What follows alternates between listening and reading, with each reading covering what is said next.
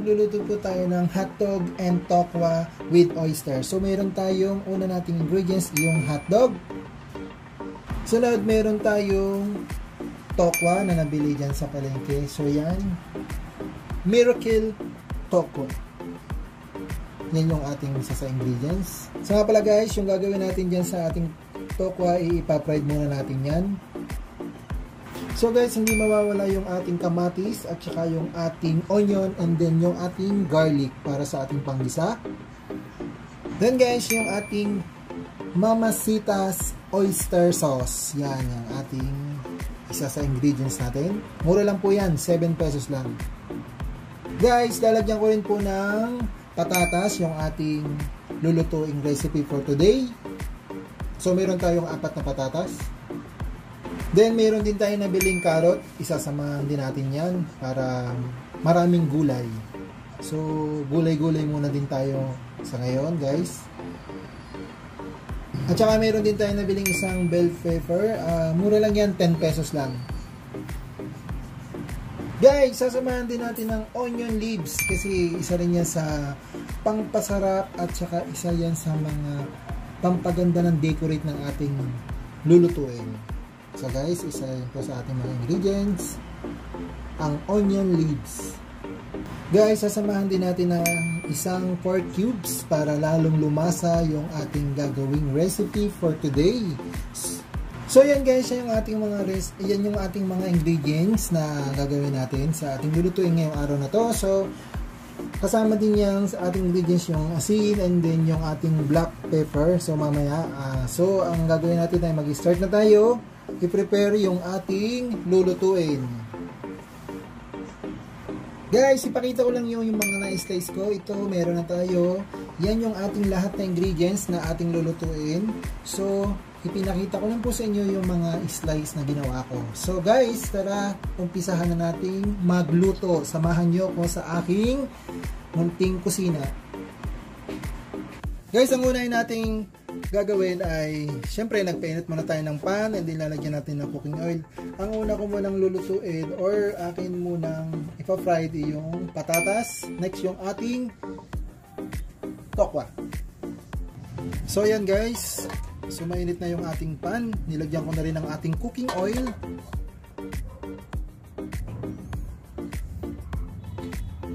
Guys, ang una ko munang ipa-fried itong ating patatas and carrot.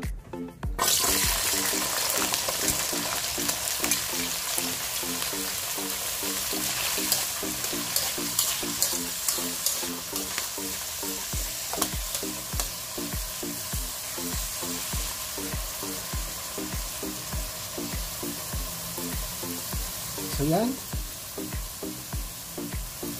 Guys, malapit na po siyang maluto. So maya maya tatanggalin na natin siya and then isa-set aside natin. So yan guys, okay na po ito. Di tatanggalin natin dito sa ating pan.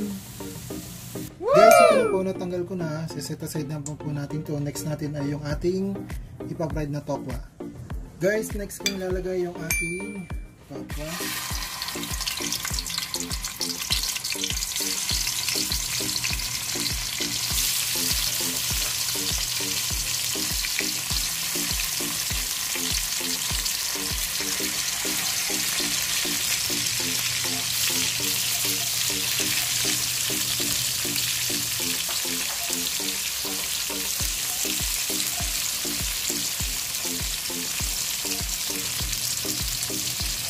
Ayan. Kaya lang natin siyang maluto. Then babalik-balik ka rin lang natin mamaya. Guys, yan na po yung na-slice natin na tokwa na na-fried natin kanina. So, umpisa na natin magluto dahil gutom na po kami. So guys, mag-start na tayo magluto. Unahin muna natin yung ating butter.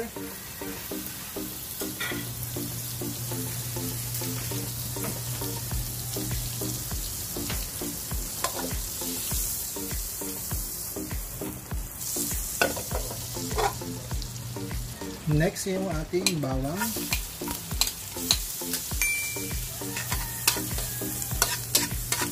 Ayan.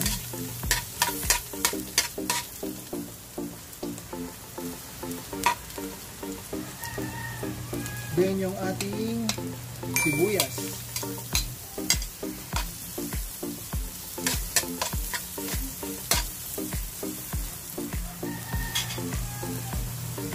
Guys, lagyan natin ng konting cooking oil.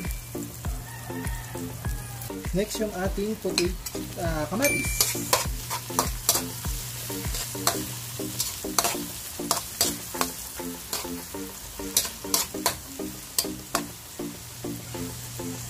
Next natin lalagay yung ating hotdog.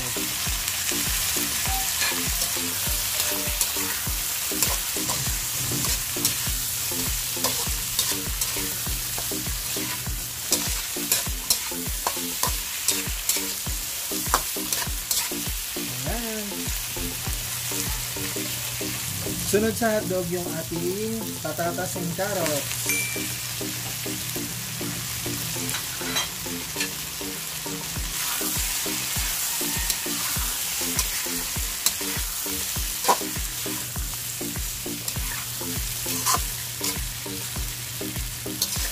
Then, sabay na rin natin itong ating bell pepper.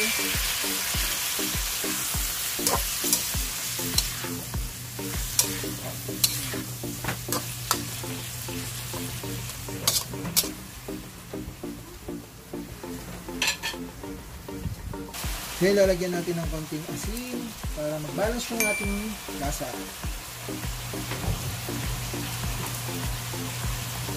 Then, samahan na rin natin ng konting ground black pepper. Ayan. Next is, lagyan natin ng 1 cup of water.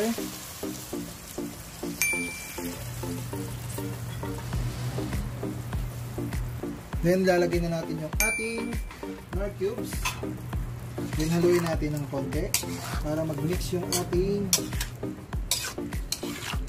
panimpla.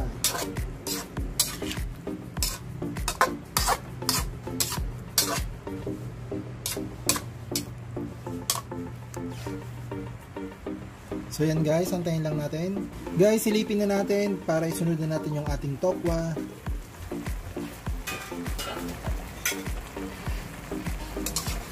Ayan guys. Ang bango-bango niya.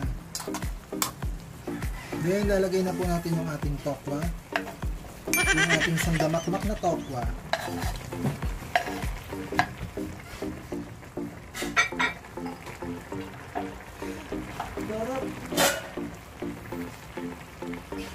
Then, haluin lang natin.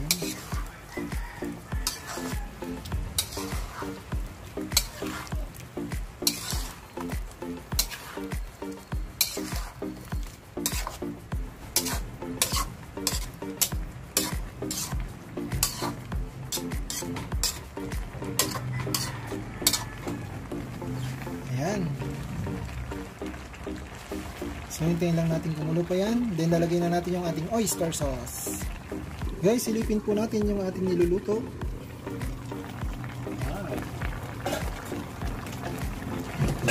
Kung naamoy nyo lang po guys, napakabango niya. Lalagay ko na po yung ating oyster sauce.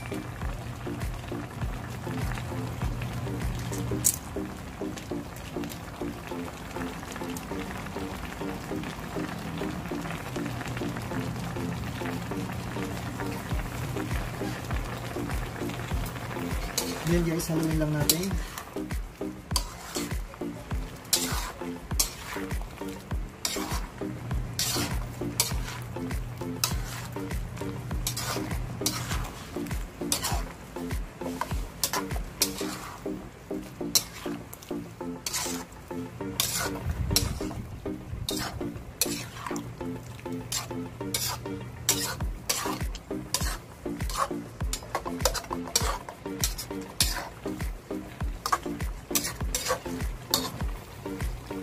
Ayan guys.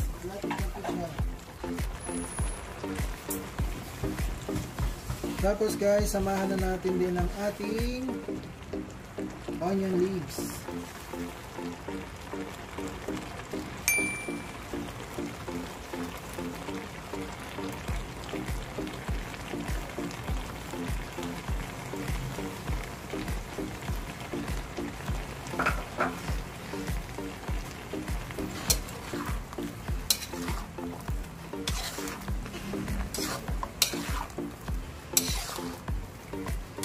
Guys,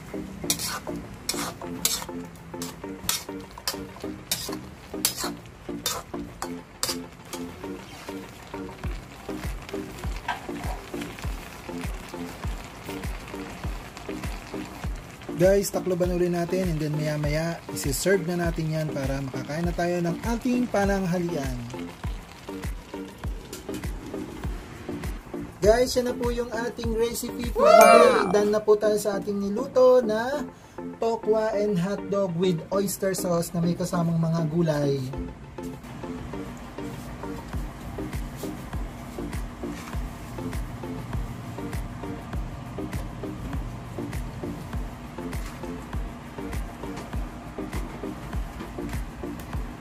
So yan guys, yan na po nagtatapos yung video natin for today. Salamat! Bye-bye!